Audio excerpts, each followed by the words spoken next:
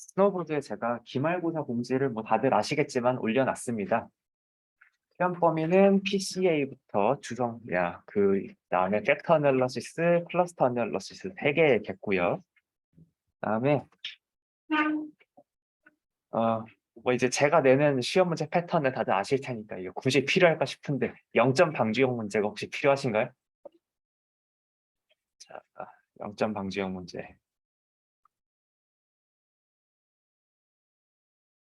제가 여러분을 기만하는 게 아닌가 하는 좀 생각이 들 때가 있는데 또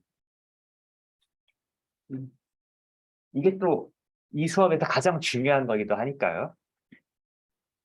그래서 이런 식으로 내려고 해요. 이렇게 뭐 제시문처럼 이렇게 줘요. X 자료 행렬 이렇게 줄 거예요. 이거 지금 R 문제상에서 코드 하나 적어 놓을 거예요. 그다음에 어, 제가 X는 미리 중심화는 시켜둘 겁니다. 그다음에 자 SVD X SVD X 치면 결과 쫙 나오겠죠? 그다음에 뭐 아이겐 코베리언스 X 치면은 결과 쫙 나오겠죠? 숫자 이렇게 나오겠죠? 자, 이거 갖고 이렇게 많은 문제를 낼 수가 있어요. 일단 PCA에서 뭐 낼 수 있어요? 저것만 갖고 주성분 적재 벡터 뽑으라고 하면 뽑을 수 있죠? 손으로도 뽑으실 수 있고 만약에 주성분 적재 벡터를 뽑는 코드를 써라라고 해도 하실 수 있죠? 믿습니다. Y 싱글러 벡터에 해당하는 어떤 객체가 있겠고 아니면은 그 고유 벡터에 해당하는 객체가 있겠고 그 객체에서 몇 번째 열 뽑아와라 이런 커맨드 내리실 수 있잖아요. 자, 그다음에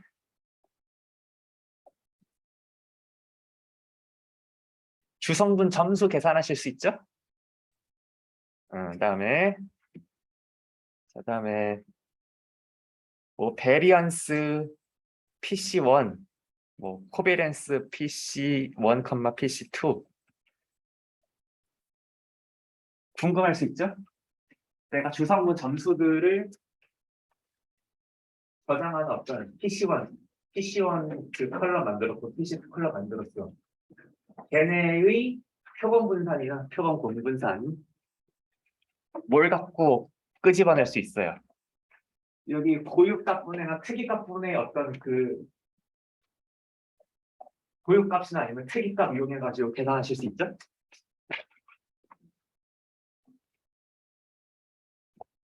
그다음에 저걸로 또 뭐 할 수 있어요? 자, 팩터 애널리시스에서는 뭐 할 수 있어요? 물론 여러분들이 제가 이거는 다 굳이 쓰진 않겠습니다. 여기서 등장하는 이 녀석들의 정의를 수식으로 다 쓰실 수 있으면은 뭐 더 푸실 수 있는 문제가 더 많을 거예요.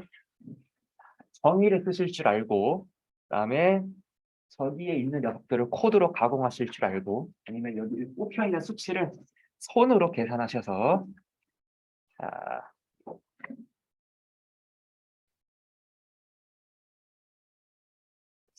이걸 이해하려면 먼저 인자 모형의 정의를 좀 기억하고 계셔야겠죠? 인자 모형의 정의와 가정. 인자 적재 벡터 람다랑 그다음에 특이 분산 사이에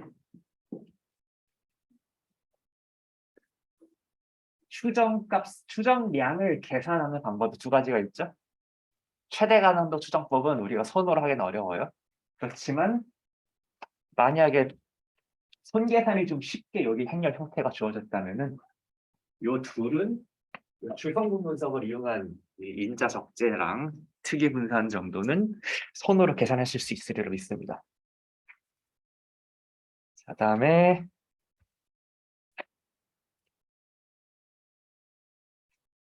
오늘 이제 클러스터링 어널리시스에 대해서도 자, 만약에 추가 정보로 이제 아래서 뭔가 자료들 간에 거리 행렬이 추가적으로 주어졌다면은 오늘 수업에서 다룰 겁니다. 자,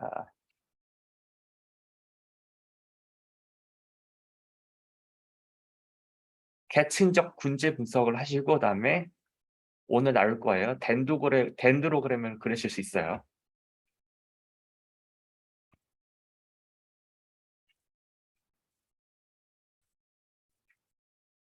그리고 저 아래서 나온 요 잠깐 소개된 자료 행렬 있죠? 어차피 요 거리 행렬이라는 것도 자료 행렬에서 계산된 것일 텐데 여러분들이 거리 행렬까지 일일이 시험 시간도 바쁜데 일일이 계산하실 필요 없어요. 네, 거리 행렬 다 계산해서 줄 거예요. 거리 행렬 가지고 덴드로그램 계층적 군집 분석 하실 수 있으면 되고 자, 그다음에 자, 비계층적 군집 분석에 대해서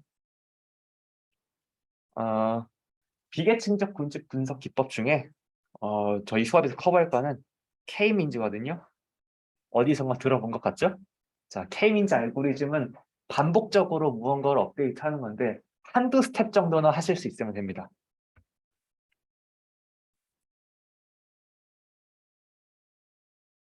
자, 비계층적 군집 분석도 뭐가 주어지면 하실 수 있냐면 요 자료 행렬만 주어지면은 하실 수 있어요. 자,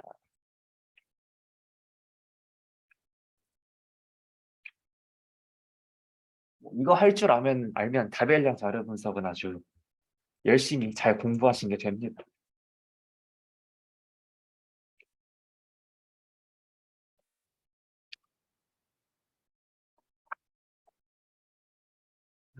그럼 오늘 진도를 나가도 될까요? 그러면 분집 분석의 대략의 개념은 일자면 길지만 지난 시간에 말씀드렸듯이 유클리드 공간에 점들을 찍을 수 있을 때 그 점들에 우리가 색을 부여하는 거를 군집 분석이라고 생각하시면 됩니다. 뭔가 좀 가까이 있는 점들에 여기들은 파란색, 여기는 빨간색 이렇게 붙이는 게 군집 분석의 그 수학적인 개념이고요. 그다음에 그게 실제적으로 어플리케이션이 어떻게 되냐? 자, 사실 군집 분석은 여러분들이 상식적으로도 많이 쓰셨을 것 같습니다. 자, 가장 여러분들이 군집 분석 많이 하실 때가 언제예요? 네, 맨 처음에 신입생 환영회 와가지고 나는 모르는 동기와 선배들이 쫙 있어. 자, 아무런 정보가 없죠? 다른 사람들에 대해서. 근데 이제 여러분들이 사람들과 생활을 하다 보면 조금씩 군집을 하기 시작하죠. 이러한 사람들은 이 사람들은 이러한 군집이다. 이 사람들은 이러한 군집이다. 점점점 여러분들 나름대로 주변 사람들에 대해서 어떤 색깔을 붙이기 시작합니다. 자, 그래서 여기 우리도 마찬가지로 추상적으로 봤을 때 그냥 X1부터 XP까지가 관찰된 어떤 렉코드들에 대해서 이제는 변수들 간의 관계를 분석하는 게 아니라 렉코드들의 색깔을 지금 붙여줄 겁니다. 그래서 궁극적으로 뭐 하고 싶은 거는 사실 가장 많은 어플리케이션이 뭐 시장조사, 금융거래 있는데요. 이를테면은 어디 보자. 사람들의 구매 내역만 가지고 아마 공모전 할 때 자주 등장하지 않습니까? 구매 내역 보고서 고객들을 세그먼트로 나눠가지고 맞춤형 마케팅 전략을 제안해 주십시오. 가장 대표적인 그 공모전 과제들이죠. 그다음에 또 뭐 있어요?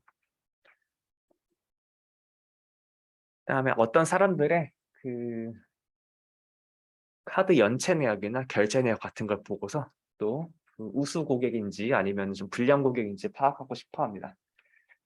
물론 같은 문제를 지도 학습으로 풀 수도 있어요. 이를테면 신용평가라고 하면은 이 사람은 디폴트를 내가 채무 불이행을 선언했다 안 했다.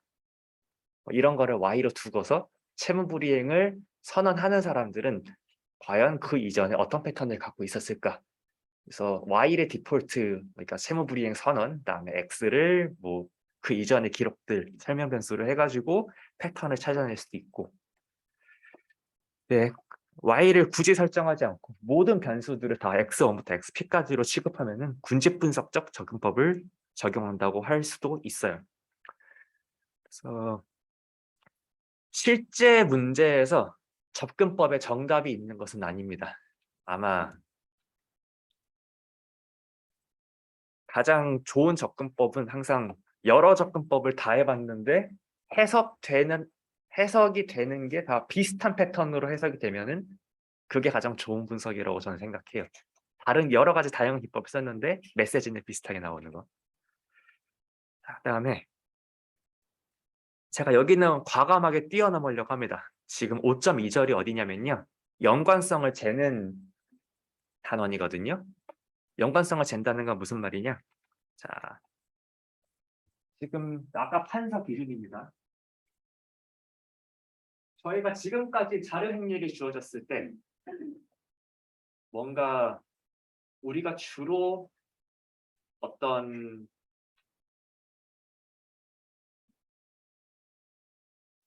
요약 지표를 계산한 건 주로 공분산 행렬이었죠. 공분산 행렬은 본질적으로는 변수와 변수 사이가 얼마나 유사한가를 재죠. 변수와 변수 사이.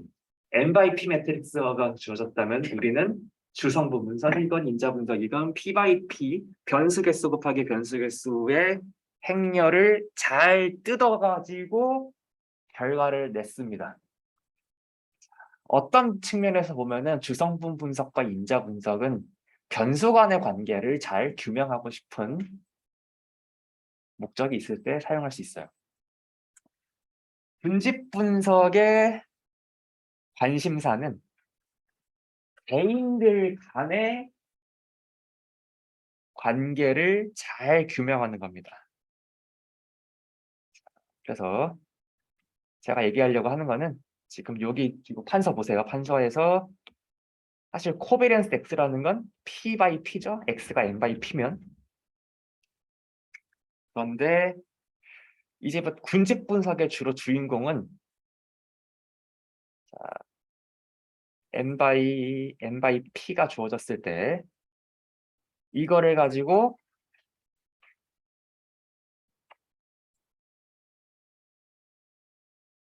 (1번부터) (n)번까지 손님들 간의 관계를 n by n 매트릭스로 나타내서 이 녀석을 이용해서 뭔가 개체들 간의 관계를 잘 분석을 하고 싶어요.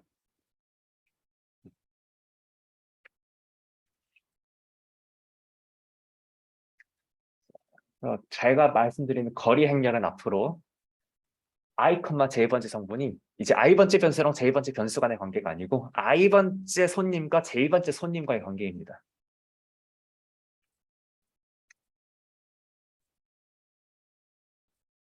자, 그러면은 여기쯤 되면은 뭔가 i번째 손님이랑 j번째 손님의 어떤 거리 같은 게 i번째 행, j번째 열에 써 있을 텐데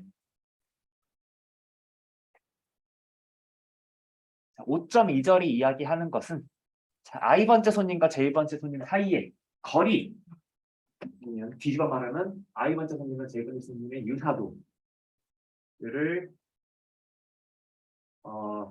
얼마나 다양한 방식으로 계산할 수 있는지 소개하고 있습니다. i번째 손님과 j번째 손님이 얼마나 가까운지 우리가 직관적으로 생각할 수 있는 가장 쉬운 방법이 뭐죠?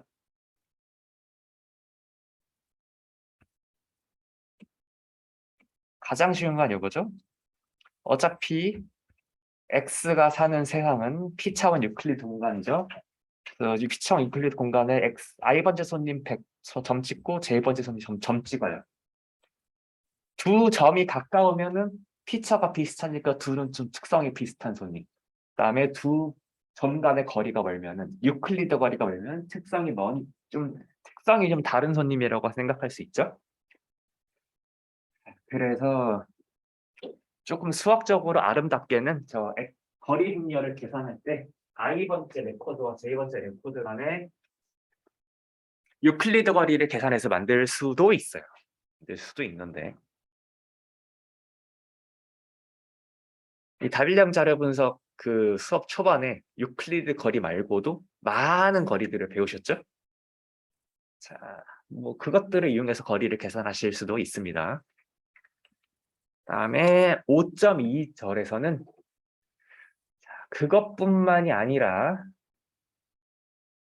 뭔가 그 수업 처음에 봤었던 어떤 그 거리의 정의 이런 거 좀 나오는 것 같아 보이시죠? 근데 여기를 5.2절을 디테일하게 공부하실 필요는 없고요. 제가 여기서 더 얘기하고 싶었던 것은 만약에 관심 있으시면은 여기 5.2절에 어떤 내용도 있냐? 변수 중에 범주형이 있을 때 우리의 보통 자료는 연속형 피처뿐만이 아니라 범주형 피처도 같이 있잖아요. 범주형 피처가 있으면 얘를 어떻게 거리를 계산하는 데 이용하지? 조금 고민되는 지점이 분명 생기실 겁니다. 그때 쓸 수 있는 여러 가지 계산법들이 있어요. 이것들은 이제부터 과감하게 생각하겠습니다. 엄청 많죠?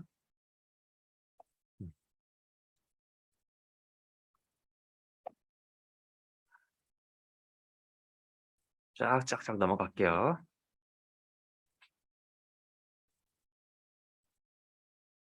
그렇게 해서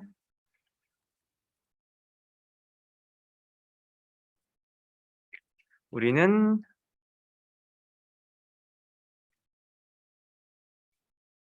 이렇게 5명 개체들 간에 n이 5라면 5 by 5 by 5 거리 행렬을 얻었다고 가정을 하겠습니다. 5.2절에 뭐 임의의 로직을 택해서 우리가 지금 거리 행렬 하나를 얻었다고 칠게요. 자, 거리 행렬 하나를 얻었을 때 이제 우리가 할 것은 5.3 계층적 분지 분석입니다.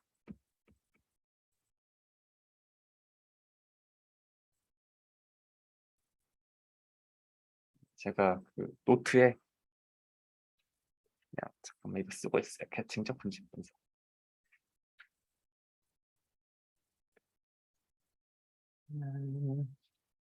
이제 가정 자료 행렬은 어딘가에 주어졌고요. 여기로부터 자 1번 레코드부터 n번 레코드 1번부터 n번 레코드 간에 지금 거리 행렬이 지금 D로 주어졌다고 가정하겠습니다.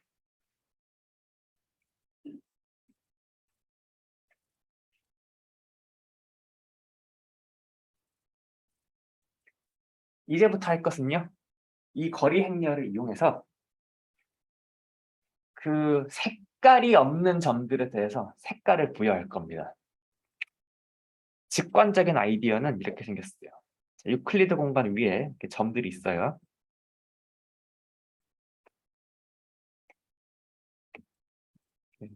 5점만 있다고 치죠. 짠짠 짠짠.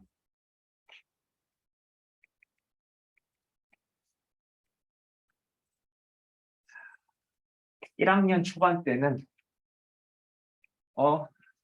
너랑 나랑 이름이 비슷하네. 너랑 나랑 입은 옷이 비슷하네. 이렇게 일단 뭔가 비슷한 사람한테 먼저 말을 좀 걸게 되어 있나요? 모르겠다. 네. 이렇게 굳이 말로 설명을 붙이지는 않겠습니다.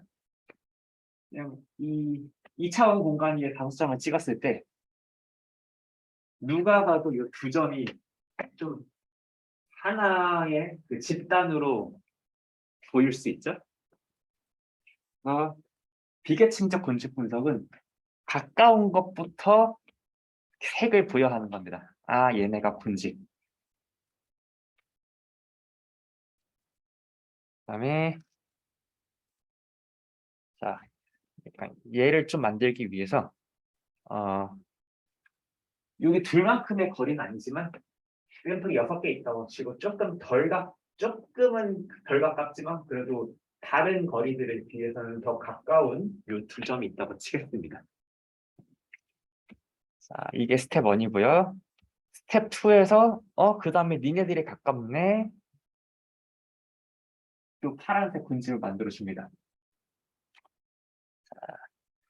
직관적 설명을 드리고 그다음에 이게 어떻게 실현이 됐는지 교재로도 한번 살펴볼 거예요. 일단 지금은 직관적인 아이디어입니다. 자, 그러면 이제부터가 고민거리입니다. 객심적 군집 분석은 이렇게 빨간색이나 파란색으로 군집을 만들고 나면 그 다음에 이제 가까운 녀석들을 찾기 위해서 어떤 과정을 거치느냐. 자, 편의상 이렇게 파란색은 일단 없었다고 칠게요. 스텝 1에서 빨간색으로 하나로 군집을 만들고 나서 이 군집을 하나의 점인량 취급합니다. 그럼 아까까지는 6개의 점이었는데 이제는 둘이 하나로 합쳐졌으니까 지금 5개의 점이 되죠. 5개의 점에 대해서 다시 거리를 쫙 계산을 해줘요. 그 와중에 가장 가까운 것들이 여기 요 밑에 있는 2개 점들이어서 여기 둘을 하나의 점으로 하나의 클러스터로 묶어줘요. 그리고 나서 이 2번째 클러스터를 또 얘네들은 이제 하나로 뭉친 겁니다. 얘네는 더 이상 분리되지 않아요. 얘네는 이제 일신동체입니다. 그래서 파란색으로 클러스터를 만들고 나서는 얘네들은 이제 얘네의 대표다. 요 파란 점 X로 대표가 됩니다. 자, 그 다음에 스텝 3입니다. 스텝 3. 스텝 3에서 지금 보면은 이제 스텝 3에서 볼 때는 요거는 6개의 점이 아니고 4개의 점이에요. 그래서 4개의 점에 대해서 거리를 먼저 계산한 다음에 그 4개의 점들 중에서 가장 거리가 가까운 2개를 또 끄집어냅니다. 여러분들이 보시기에 뭐가 제일 가까워요? 제가 보기엔 여기가 제일 가까워요. 그래 보이나요? 물론 여러분들의 주관에 다를 수 있습니다. 뭐 여기가 더 가까워 보이실 수도 있어요. 지금 이거 뭐 컴퓨터한테 계산시키면은 알아서 판단하겠죠? 그다음에 자, 저렇게 2개를 합치면 이제는 저 빨간색을 포함해서 오렌지색의 그룹이 하나 생기고 오렌지색의 그룹은 나름대로 또 단 하나의 대표값을 가지게 됩니다. 그 다음에 이제는 3개의 점이 있어요. 이제 스텝 4입니다. 3개의 점들에 대해서 또 거리를 다 계산을 해요. 자, 하나, 둘, 셋. 어느 2개가 제일 가까워 보이나요? 이제 여러분들 나름대로 얘네가 제일 가까워 보이는데 하는 거 보이시죠? 자, 제가 보기에는 얘네가 제일 가까워 보여요. 요렇게.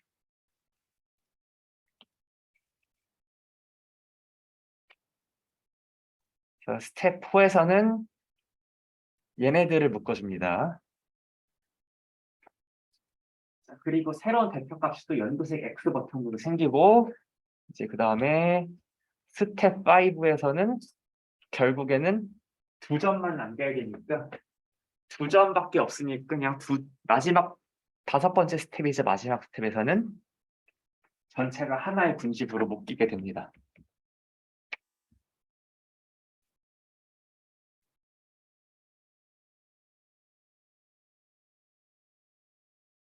자, 이게 수식 없이 설명하는 비계층적 군집 분석의 요 본질입니다.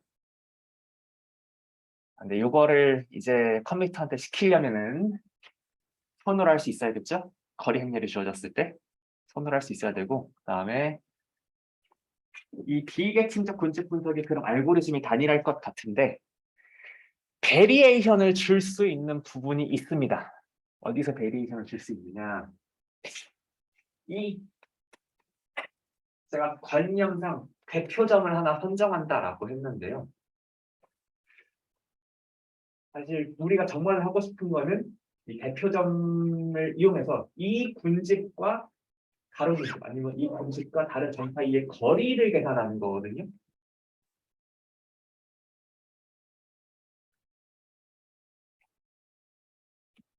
자, 편의상 요거만 갖고 오겠습니다. 자, 둘이 군집이 됐어. 요 군집과 그다음에 요 x7 군집과 점 아니면은 군집과 군집 사이의 거리를 이렇게 계산을 하려고 그래요. 여러분, 우리는 다양한 아이디어를 가질 수 있죠. 둘 사이에 평균 계산하면은 기하학적으로는 무게중심이 되니까 그 중심점 간의 거리를 계산한다. 이런 아이디어도 적용할 수 있고, 아니면 두 개 간의 거리를 계산해가지고 네 개의 거리들 중에 가장 큰 거를 거리로 볼 수도 있고, 네 개의 거리들 중에 가장 짧은 거를 이 두 분집 간의 거리로 볼 수도 있고. 그러니까 점과 점 사이의 거리를 정의한 다음에 군집과 군집 간의 거리를 어떻게 계산할지 방법이 베리에이션이 되게 많아요.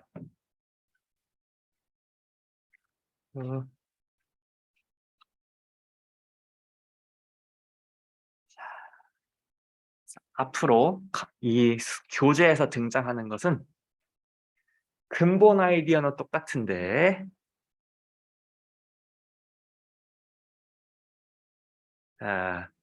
군집 간의 거리를 계산하는 방법에 따라서 같은 거리 행렬이라고 해도 최종 결과가 달라집니다. 자, 그래서 군집 간의 거리를 계산하는 방법을 그 중에 하나가 단일 연결법도 있고, 군집 간의 거리를 계산하는 방법이 단일 연결법 말고도 완전 연결법도 있고, 그다음에 평균 연결법도 있고요. 그다음에 와비 연결법도 있고,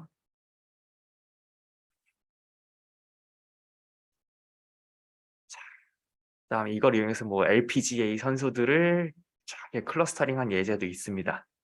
그다음에 전력공급 회사들도 클러스터링한 것도 있고요.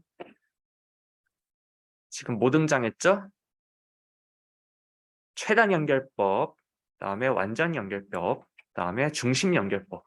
적어도 지금 군집 간의 거리를 계산하는데 3가지의 방법을 지금 줬어요. 시간 관계상 수업 시간에는 단일 연결법만 한번 해보고 같이 보고, 완전 연결법은 어디가 달라지는지를 한번 살펴보겠습니다. 근데 본질은 뭐다? 단일 객체 간의 거리 행렬은 다 똑같은 데서 출발하는데 중간에 합치는 건 똑같아요. 합치는 로직은 똑같은데 합치고 나서 군집과 개인, 아니면 군집과 군집 간의 거리를 계산하는데 이 개인 간의 거리를 어떻게 애그리게이트를 할지에서 갈리는 겁니다.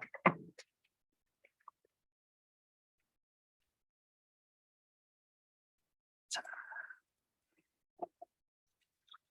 시작해 보겠습니다.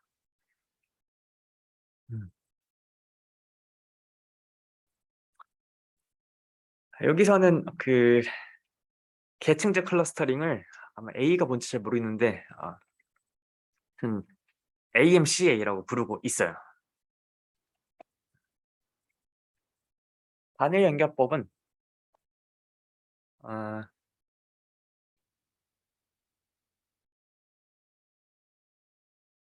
그 두 클러스터 간의 거리를 어떻게 계산하는 거냐면, 생각할 수 있는 모든 거리 중에 최단 거리를 정의를 하는 겁니다. 자, 생각할 수 있는 것 중에 최단 거리를 정의한다는 아이디어가 어디서 실행됐는지 보기 5.3.1을 같이 볼게요. 자, 여기서 지금 단계를 1, 2, 3, 4, 5로 적어놨거든요. 오케이. 1, 2, 3, 4, 5가 뭐냐면, 일단 1단계, 2단계는 대체 간의 거리 행렬을 구하는 거고, 1단계는 일단은 n개의 점들이 모두 서로 다른 n개의 클러스터라고 가정을 하는 겁니다. 오케이? 우리가 맨 처음에 점들 주어졌을 땐 얘네가 각각이 어떤 애들인지 하나도 모르는 거예요. 그래서 각자가 서로 다른 클러스터 원자들이라고 가정을 합니다. 자, 한 다음에 이제 본 게임이 3단계부터 시작이 됩니다.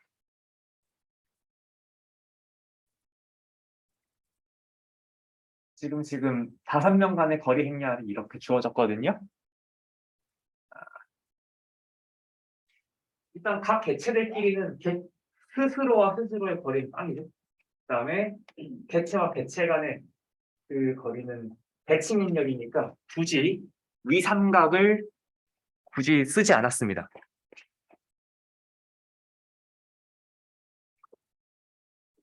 누가 제일 가까워요? 몇 번이랑 몇 번이? 자, 거리 행량을 보고 판단하세요.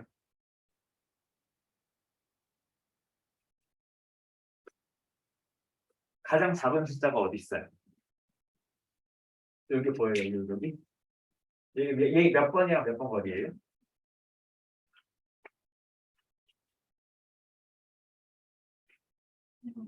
네. 5번이랑 3번이죠? 그렇죠. 그러면은 자, 노테이션 상으로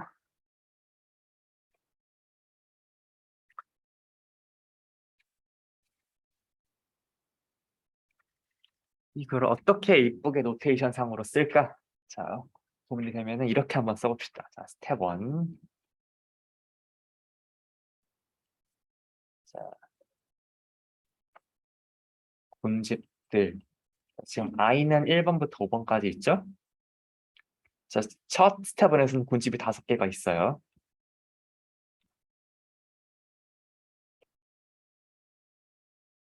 그럼 아예 스텝은 이렇게 쓰면 안 되겠다. 최초의 군집들입니다. 자, 스텝 1.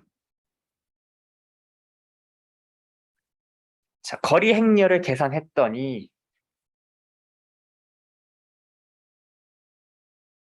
누구들이 가장 가까웠어요? 3번이랑 5번이 가까웠죠? 3번이랑 5번을 3, 5번으로 병합합니다.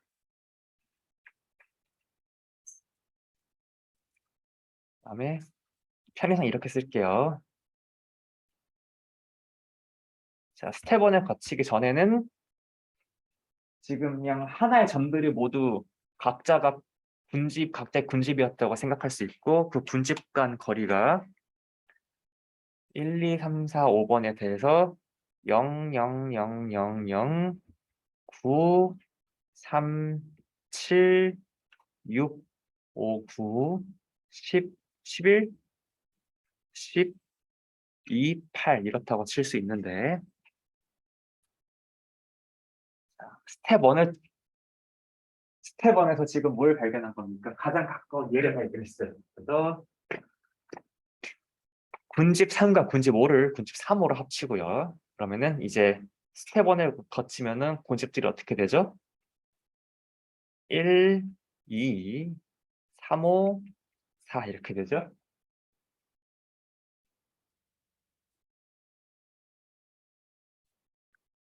지금 제가 이렇게 1, 2, 3, 5, 4라고 적은 게 마치 제가 여기 그림에서 3번과 5번에 여기 맨 처음에 가장 가까운 X 두 개를 빨간색으로 만든 것에 해당합니다. 매칭이 되시나요? 자, 그러면은 우리한테 필요한 건 우리는 거리 행렬만 있으면 되거든요. 그다음에 특히 우리한테 필요한 것은 각 클러스터를 하나하나의 점으로 취급했을 때 그 개체들 간의 거리입니다. 그래서 우리한테 필요한 것은 리드,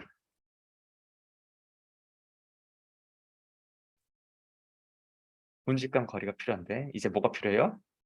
짠짠 1, 2, 3, 5, 4 1, 2, 3, 5 얘네들 간의 거리 행렬이 필요합니다.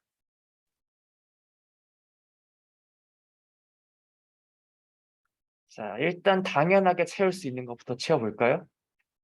1과 2 사이의 거리 이거 바뀌지 않았죠? 그다음에 1과 4 사이의 거리 바뀌지 않았죠? 6, 5 우리한테 필요한 건 뭐예요? 3, 5가 1, 2랑 4랑 관계 맺는 요 세 칸이 필요합니다.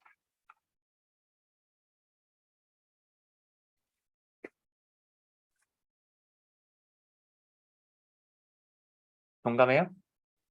3, 5는 새로운 하나의 지금 점이잖아요. 그렇죠? 그래서 요 세 칸의 계산을 위해서 이름을 이렇게 줍시다. D. 저는 괄호를 넣어서 쓸 텐데 괄호를 생략해서 쓰는 표도 많습니다. 351 D 352 교재 보시면 아예 3호도 지금 이렇게 괄호를 생략해서 써요.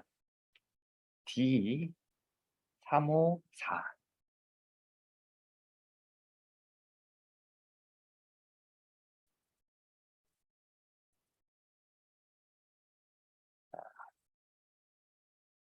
저는 편의상 3과 5를 이렇게 붙여서 그 괄호를 쓰겠습니다.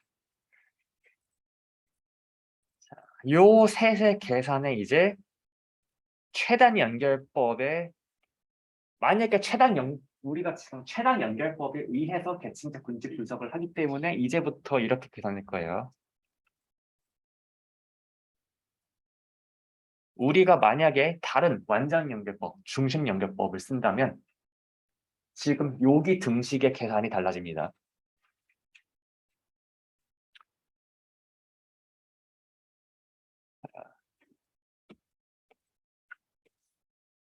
지금 351의 그 주체가 뭐죠? x3, x5랑 x1 사이의 거리죠?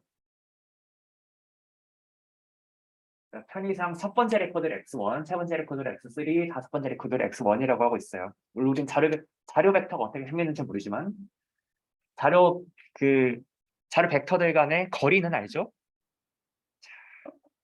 D31, D51의 최소값, D32, D52 간의 최소값, D34, D54 간의 최소값 이렇게 구합니다.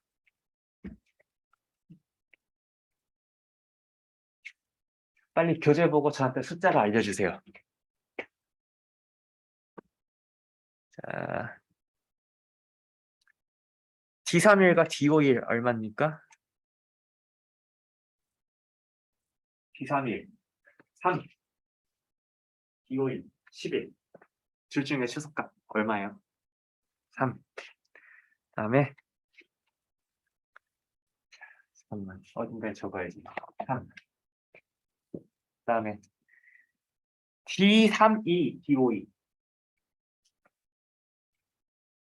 D32, D52. 둘 중에 최소 7. 다음에 D34, D54. D34. 어딨죠? D8이에요? 감사합니다. D34, D54. 그럼 둘 중에 최소는 8이죠? 그래서 3, 7, 8. 이걸 어디다 적어요? 3, 7, 8 이렇게 적으면 됩니다.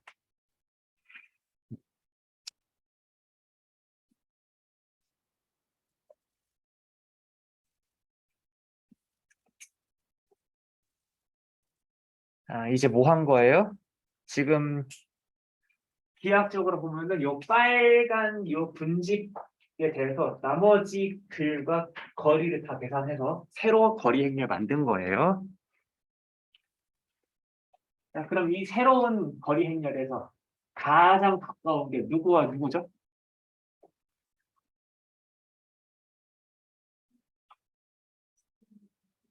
3호랑 1이죠?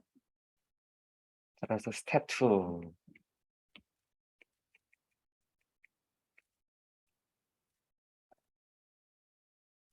자, 3호랑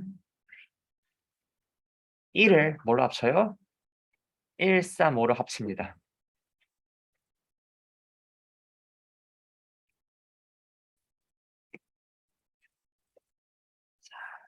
그러면은 이제 또 뭐가 필요해요? 자, 현재 군집들은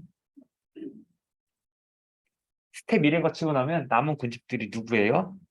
1, 3, 5, 2, 4죠?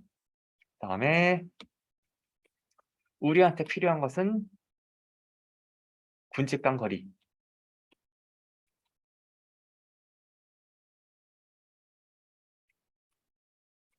군집과 거리는 이제 3x3 거리 행렬이 됩니다. 1, 3, 5, 2, 4. 1, 3, 5, 2, 4. 0, 0, 0이고 그다음에 여기 상삼각은 굳이 채울 필요 없고 우리가 이미 알고 있는 것은 두 번째 옵저베이션과 네 번째 옵저베이션 사이의 거리인 얼마야? 5죠?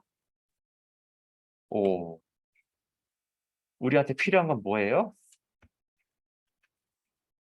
새로운 군집과 기존 간의 거리. 자, 아이고. 잠깐만. 뭐 한 거죠? 죄송합니다. D135랑 2 사이의 관계. 거리. 그다음에 135랑 4 사이의 거리.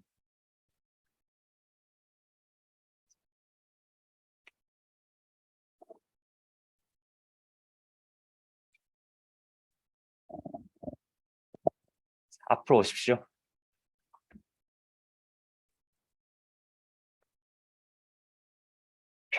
최단 연결법이 들어가는 지점은 바로 요 군집과 개체 간의 거리를 새로 정의할 때 그 최단 연결법임으로써 이런 계산법이 나온다고 했죠. 군집 분석에서는 언제나 중요한 게 그 직전 클러스터 정도입니다. 직전에 3호랑 1이 합쳐졌죠. 그러니까 지금 135가 만들어진 거는 3호랑 1이 합쳐진 거잖아요. 그러니까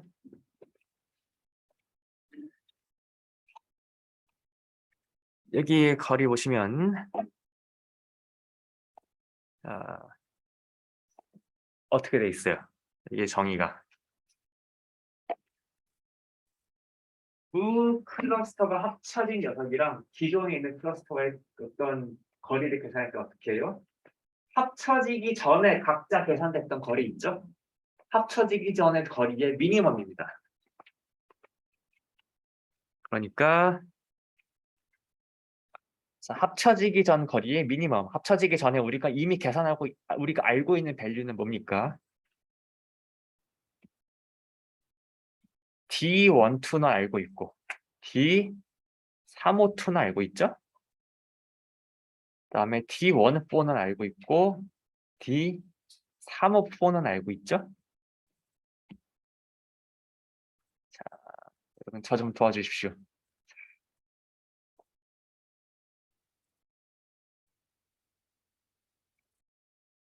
D12랑 D352가 얼마예요?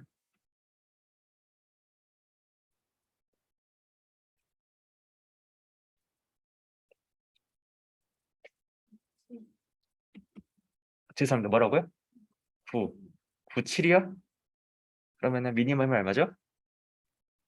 7. 그다음에 D14랑 D354 좀 찾아주실 수 있어요?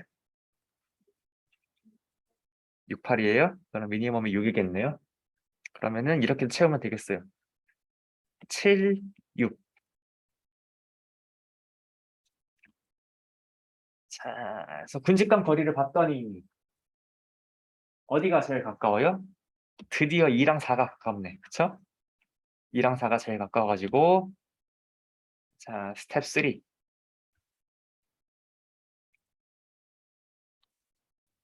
2랑 4가 드디어 2, 4로 병합이 됩니다.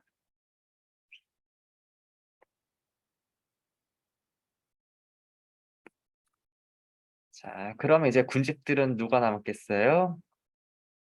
군집들 135랑 24가 되겠죠? 다음에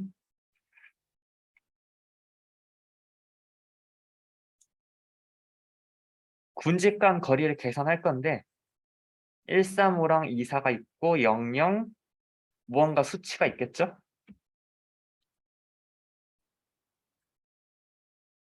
자, 근데 어차피 군집 간 거리 계산의 목표는 가장 가까운 두 클러스터를 병합시키는 건데 이제 두 개밖에 안 나왔으니까 굳이 군집 간 거리 계산할 필요도 없죠? 자, 계산할 필요 없이 바로 뭐라고 결론 지을 수 있겠어요? 세포는 135랑 24를 어떻게 합쳐요? 1, 2, 3, 4, 5로 합칩니다.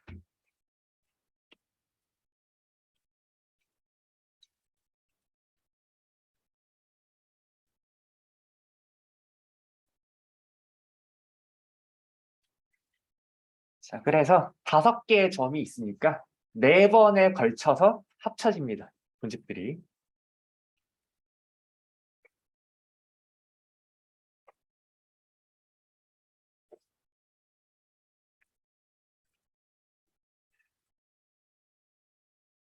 그러면은 사실 컴퓨터한테 이 군집 분석을 R로 시키기 되게 쉬워요.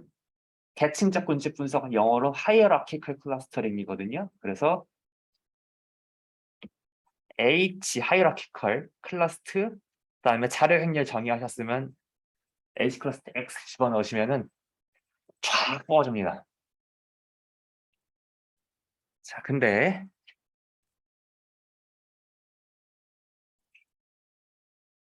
군집 분석을 잘 이용해 먹기 위해서는 지금 요 군집이 합쳐지는 과정을 시각적으로 다양하게 표현할 수 있거든요. 시각적으로 다양하게 표현된 것을 우리가 좀 숙지할 필요가 있습니다.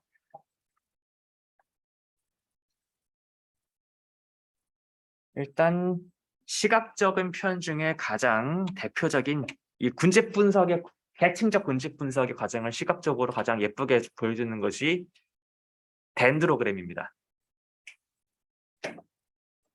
뭐냐면 일단 여기는 이따가 읽어볼게요. 일단 이 그림부터 봅시다.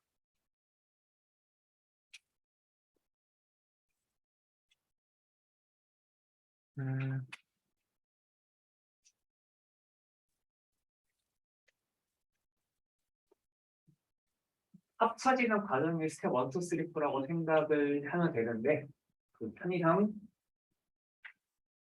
5개의 옵저베이션이 하나도 합쳐지지 않은 상태를 뭐 높이 1이라고 칠게요.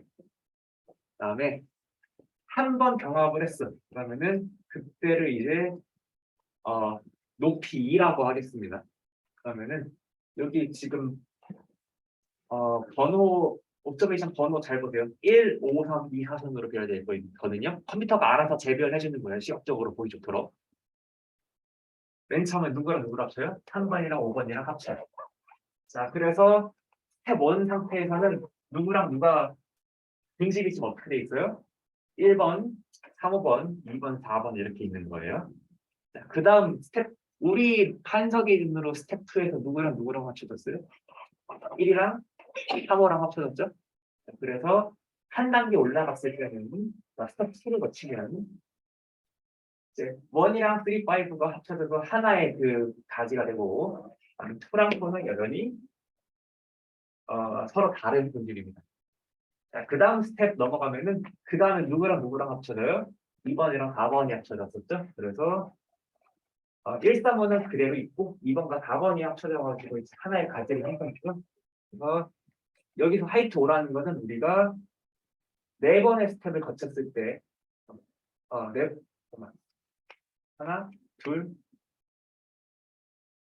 셋. 3번의 스텝을 거쳤을 때 얘가 합쳐지는 거고 제가 지금 여기가 왜 하이트가 여기가 달을 띄워놓고 5인지 지금 잘 기억이 안 나는데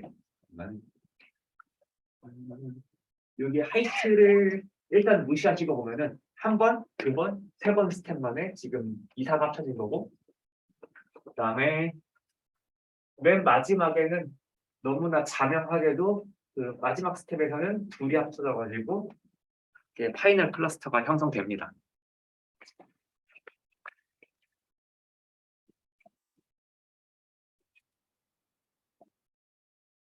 그러면은 제가 여러분께 원하는 건 이겁니다.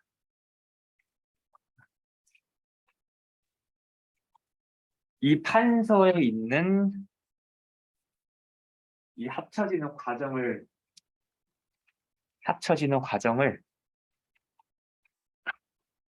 이렇게 덴드로그램으로 나타내시기를 원해요, 저는. 여러분들이. 뭐 여기가 1352사 순서를 지키지 않아도 괜찮습니다. 여러분들은 뭐 24, 135 이렇게 하셔도 상관없어요. 어쨌건 이 그림이 있으면은 이 그림의 특장점이 뭐냐면요. 스텝을 지날 때마다 어디랑 어디가 합쳐지는지를 우리가 파악할 수 있도록 도와줍니다.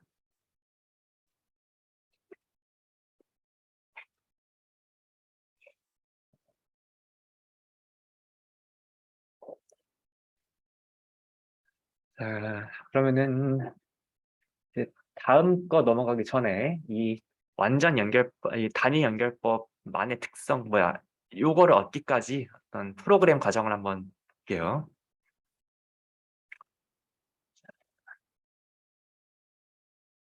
우리가 지금 두 분집 간의 거리 계산할 때 이전 분집들 간의 거리들 중에 가장 작은 걸 택하는 방법. 뭔가 우리가 방법을 이름을 지었으면 뭐 최단 연결법 이렇게 지었을 것 같은데, 음, 그래서 최단 연결법이라는 말을 부르기도 하고 아니면은 단일 연결법 싱글 링키지 클러스터링이라는 말을 붙이기도 합니다. 그래서 하이라테이크 클러스터링 옵션 이 함수를 쓰실 때 이 메서드 싱글을 쓰시면은 최단 연결법 아니면 단일 연결법 우리가 실습했던 거를 실시해 줍니다. 그다음에 이 단일 연결법만의 특성은 뭐다? 자, 두 분집 간의 거리를 계산할 때 이전 스텝에서의 분집 간의 거리에 미니멈을 취한다. 단일 연결법을 영어로 저는 싱글 링키지 그 메소드거든요. 그러니까 이제 그냥 최단 연결법 리얼리스트 네이버 메소드라고도 부르기도 합니다.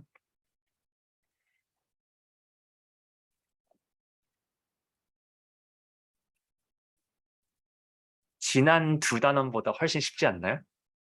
자, 충분히 오늘 K-민지까지 나갈 수 있습니다. 그 다음 잠깐만 살펴볼 거는 완전 연결법입니다. 여전히 계층적 군집 분석이 똑같아요. 그래서 스텝 1, 2, 3, 4를 거쳐가지고 덴드로그램이 이렇게 뭔가 생기는 건 똑같은데 덴드로그램을 만들기까지 중간중간에 군집마다 거리를 계산하는 로직이 어떻게 달라지느냐. 군집 간의 거리를 계산할 때 사실 그 두 군집 간의 거리들 중에 최단 거리만 고르면은 이게 조금 불편한 상황이 있을 수도 있습니다. 나는 모든 이 군집을 구성하는 모든 원소들 간의 그 가장 먼 거리를 기준으로 가장 가까운 걸 찾고 싶을 수도 있어요. 이건 장점이 뭡니까? 이렇게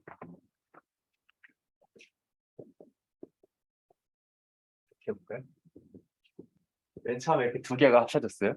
그리고 나서 어떻게 얘기를 되면 좋을까?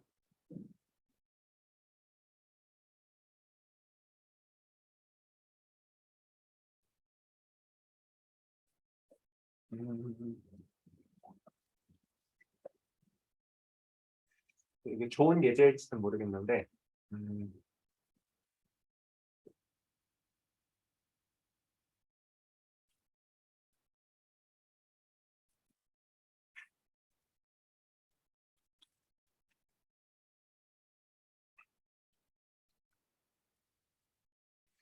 단일 연결법과 완전 연결법에서 이 군집 간의 거리에서 맥시멈을 취한다는 게 언제 좀 유리하냐면은 이상점을 관리할 때 조금 유리할 수 있습니다. 왜냐면은 만약에 어떤 군집에 모종의 로직으로 인해서 뭔가 이상점이 하나 포함됐다고 해봐요. 그러면은 단일 연결법은 이 이상점과 다른 것 간의 관계를 다 무시하고 가장 가까운 것만 보고서 군집 간의 거리를 계산합니다. 근데 완전 연결법은 이 이상점의 존재로 인해서 이 클러스터는 이제 다른 클러스터랑 되게 먼 클러스터가 되는 거예요. 그러니까 뭔가 맥락에 따라서 어느 게 더 좋다 나쁘다 있을 수 있는데 이 완전 연결법과 최단 연결법이 가장 큰 차이를 만드는 지점은 어디냐? 자료 이상점이 있을 때.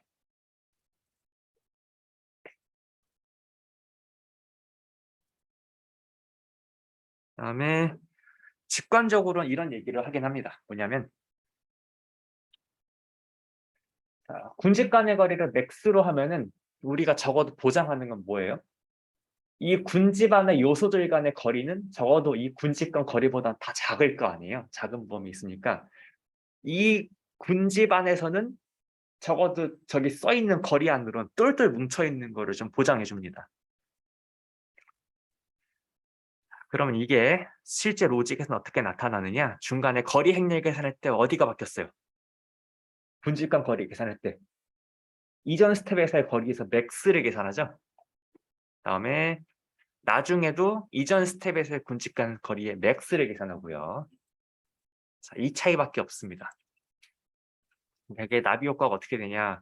중간에 1, 3호가 합쳐지는 게 아니라 3호가 합쳐지고 나서 그 다음에 2, 4가 합쳐지네요. 그래서 영어 그 함수 쓰실 때는 옵션으로 컴플렉트 쓰시면 됩니다. 군집 분석은 코딩을 내지 않을 겁니다. 걱정하시지 않으셔도 돼요. 군집 분석은 손으로만 하실 수 있으면 됩니다. 자, 그 다음에 자, 평균 연결법부터 조금 수식이 복잡해지죠? 네, 간단합니다. 이전에 있었던 그 군집들 간의 거리의 평균인데 이게 결국 귀납적으로 정의되니까 귀납적으로 정의되는 식을 풀어서 쓰면은 그 군집을 정의하는 모든 가능한 개체들 간의 거리를 다 평균을 내면 됩니다. 이를테면은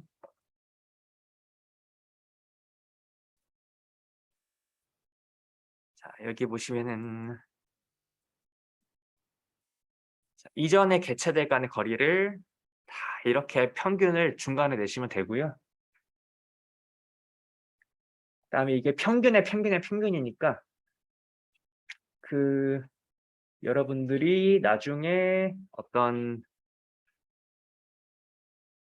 이것들을 다 개체 간의 거리로 뜯어서 보고 싶으면은 이 개체들 간의 거리의 가정 평균이 된다는 걸 유도할 수는 있습니다. 네, 그거를 굳이 알 필요는 없고 이렇게만 기억하시면 돼요.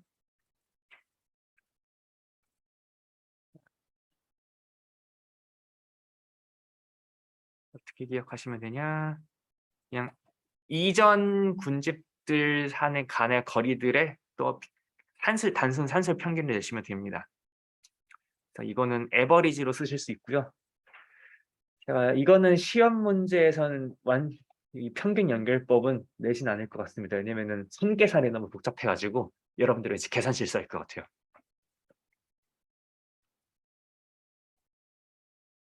그다음에 어차피 평균 개념이 뒤에서 K민지에서 써야 되기 때문에 그때 낼 거예요.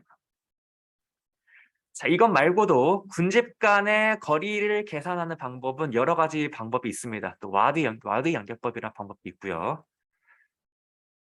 그래서 중요한 것은 군집 간의 거리를 이전 군집 간의 거리로부터 정의하고 군집마다 가장 거리가 가까운 것을 합쳐주는 것이 계층적 군집 분석의 핵심 아이디어입니다. 자, 엄청 예제가 많죠?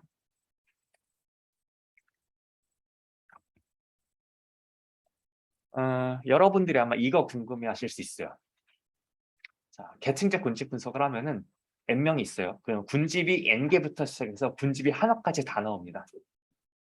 근데 보통 여러분들의 실제적인 니즈는 뭐냐? 군집의 개수를 몇 개로 할지 고민된다. 이게 보통 고민입니다. 그러니까 계층적 군집 분석으로 하면은 군집을 2개로 하시오 하면은 여기서 끊으면 되고 군집을 4개로 하고 싶다 그러면 하나, 둘, 서희, 너희 여기서 끊으시면 됩니다. 그래서 일단 군집 분석으로는 하나까지 다 합쳐주고 나서 그 군집의 개수 결정은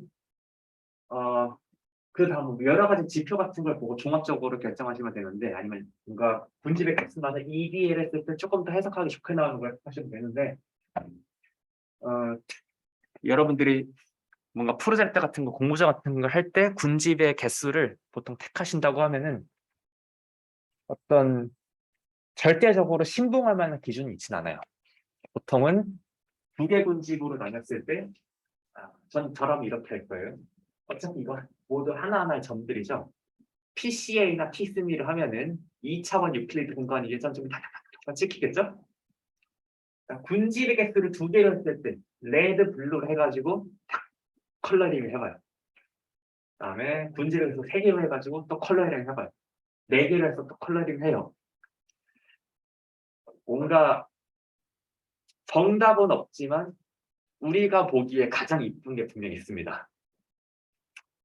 그리고 또 다른 관점에서 또 보면은 이 클러스터 내부에 대해서 이 클러스 내부마다 뭐 기초 통계들을 좀 뽑아봅니다. 이 분집들 간의 변수들 간의 평균, 아니면 변수들 간의 편차 이런 거 재봤을 때, 변수들 간의 분산 이런 거 재봤을 때, 해석하기 조금 좋은 분집의 개수가 있을 수 있어요.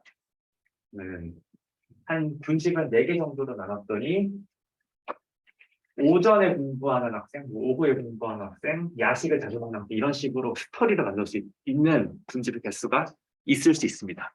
그거의 개수로 가시면 되고요. 만약에 이 스토리나 아니면 시각적인 이런 조금 스토리적인 요소에다가 약간 정량적인 MSG를 한 스푼 추가해서 남한테 뭔가 있어 보이게 하고 싶다. 그럴 때 이제 5.6절을 보시면 됩니다. 5.6절이 군집의 개수 선택이에요.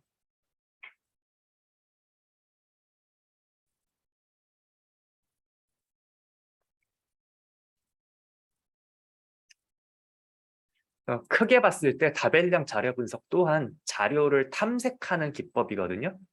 그러니까 자료를 탐색하고 그림을 그리는 과정에서 쓰는 기법들이에요. 그러니까 어떤 정답이 있는 게 아니고 우리가 자료를 효과적으로 활용하는 데 도움이 되는 것만 이렇게 택하시면 되는 겁니다.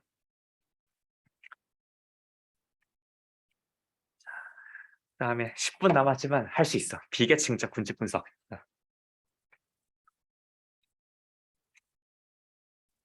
3.4 비계층적 군집 분석.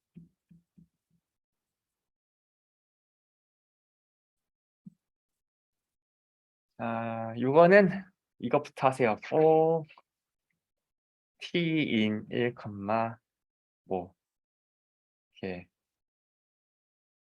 이터레이션 개수를 한 뭐 1000번 정도로 정하시고, 물론 꼭 1000번일 필요 없습니다. 자, 4T나이터 하고서 이제 부분을 열어서 계속 뭔가를 업데이트하는 게 비계층적 군집 분석입니다. 네. 비계층적 군집 분석은 그루브 개수를 사전에 미리 정해놔요.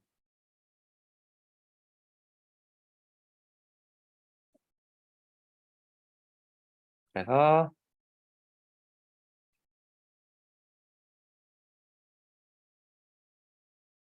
그 다음부터 보겠습니다. 자, 5.3절의 계층 군집 분석은 모든 개체를 각각의 군집으로 보고 이들을 순차적으로 병합, 아니면 이것도 있습니다. 우리가 다루진 않았지만 하나의 군집으로 보고 점점 분할해 나가는 방법도 있습니다. 두 개가 계층적 군집 분석이고요. 반면에 비계층적 군집 분석, 영어로 non-hierarchical clustering이거든요. 걔는 초기 군집 수 K개로 시작해서, 제가 방금 판서에서 G로 쓴 겁니다. K로 해야겠다. 그룹의 개수를 K로 둬요. 사전에 지정해 놓고서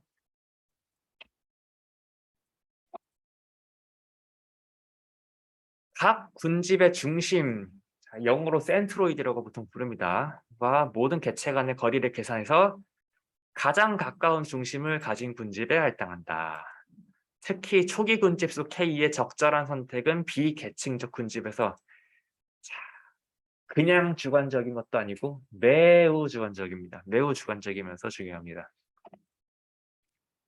그러면은 여기서도 K-민즈, K-미디언, 그다음에 뭐 K, 이건 영어로 뭔지 모르겠어요. 대표 개체법이 대표적이다.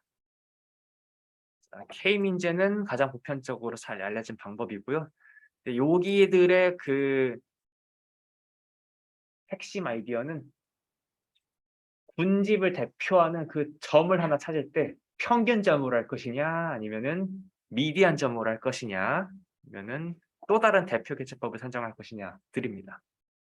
그래서 우리는 역시 지난번과 똑같이 하나의 방법만 살펴보고 얘를 집중적으로 파겠습니다. K평균법.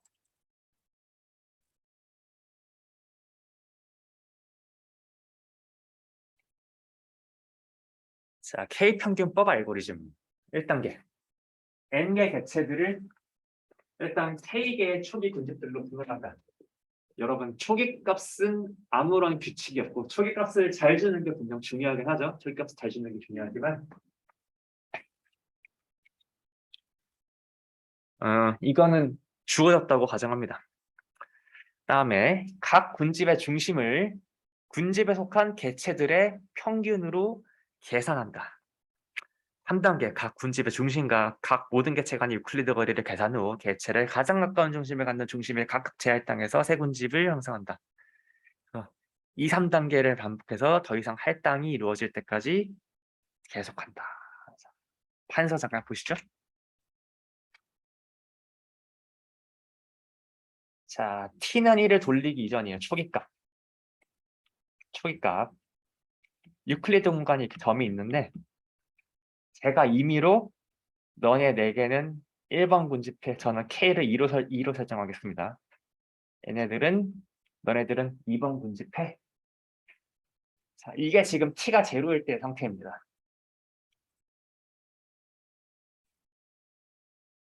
그다음에 T가 첫 번째 T 때 무슨 일을 하느냐. 어쨌건 내가 임의로 의미를 2개의 군집으로 줬으니까 얘네들끼리의 표본 평균 계산할 수 있죠? 자, 표본 평균이 센트로이드입니다.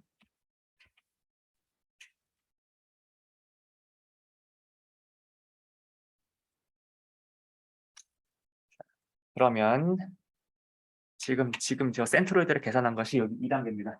각 군집의 중심을 군집에 속한 개체들의 평균 벡터로 계산을 하십니다. 다음에 3단계 각 군집의 중심과 모든 개체 간의 유클리드 거리를 계산. 뭐 하라는 겁니까? 각 개체에 대해서 요 녀석 간의 거리랑 요 녀석까지의 거리를 다 계산을 해요. 각 개체에 대해서 첫 번째 중심 간의 거리랑 두 번째 중심 간의 거리를 다 계산을 해요.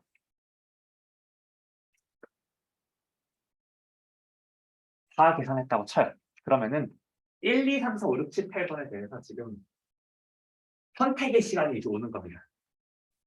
1번 손님, 내가 처음에는 임의로 1번 군집에 가 있었는데 이 두 군집의 중심이랑 나의 좌표를 비교해보니까 예전에 첫 번째 군집의 좌표랑 가까워. 첫 번째 군집의 센트로이드랑 가까워. 그래서 넥스트 스텝에서 얘는 여전히 1번 군집이 되는 거예요. 그 작업을 8개에 대해서 다 적용을 해요. 뭔가 제가 너무 예전에 이쁘게 잡은 것 같은데 망설임이 있는 샘플이 하나 있다고 치시죠. 9개 표본이라서 X가 하나 있었다고 쳐봐요. 점이 하나. 맨 처음엔 2번 군집에 가 있었어요.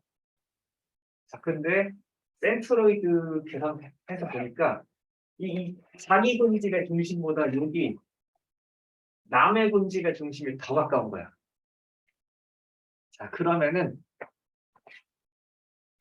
T는 1을 통과하고 나면은 자, 이제 군집이 어떻게 되는 거예요? 그리고 그냥 제가 위에다가 쓰겠습니다. T는 1이 지나고 나면은 이제 군집이 요렇게 되는 겁니다. X가 절로 넘어가요. 1번, 2번.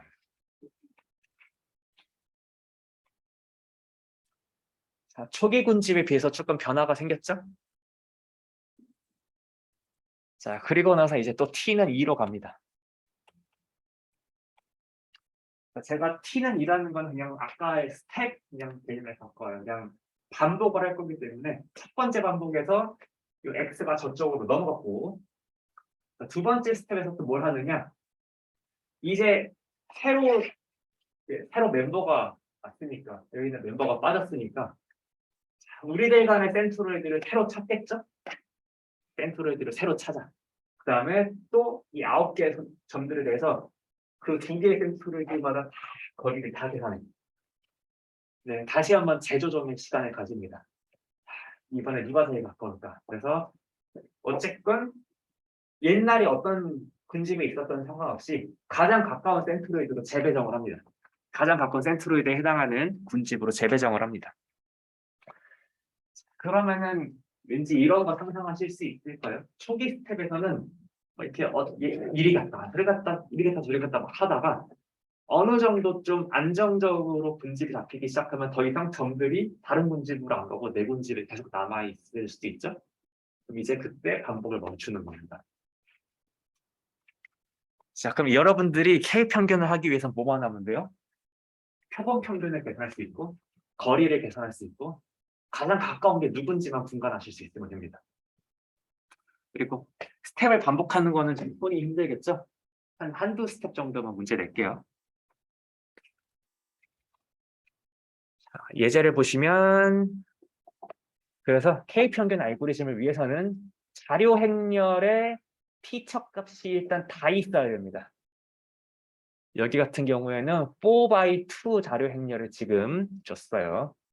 개체 수가 4개고 P처 개수가 2개입니다. 4x2 매트릭스로 썼고요. 그다음에 1단계 초기 군집을 나름대로 A, B, C, D로 분할하고 나서 표본 평균, 각 군집마다 표본 평균 계산해놓고 이제 각 4개 그 개체들에 대해서 A, B, C, D 4개 개체들에 대해서 그 군집 중심 좌표들을 다 계산을 해요. 다 계산을 해. 자, 그랬더니 배신자가 생겼어. 개체 B는 CD에 더 가까워. 그래서 A, B, C, D 있었는데 A 그냥 있고 B가 저쪽으로 넘어가서 B, C, D로 갔어요. 그 다음에 다시 이제 다음 스텝에서는 또 A에 대해서 평균, B, C, D에 대해서 센트로이드 계산한 다음에 또 4개에 대해서 또 계산하셔서 이걸 반복하시면 됩니다.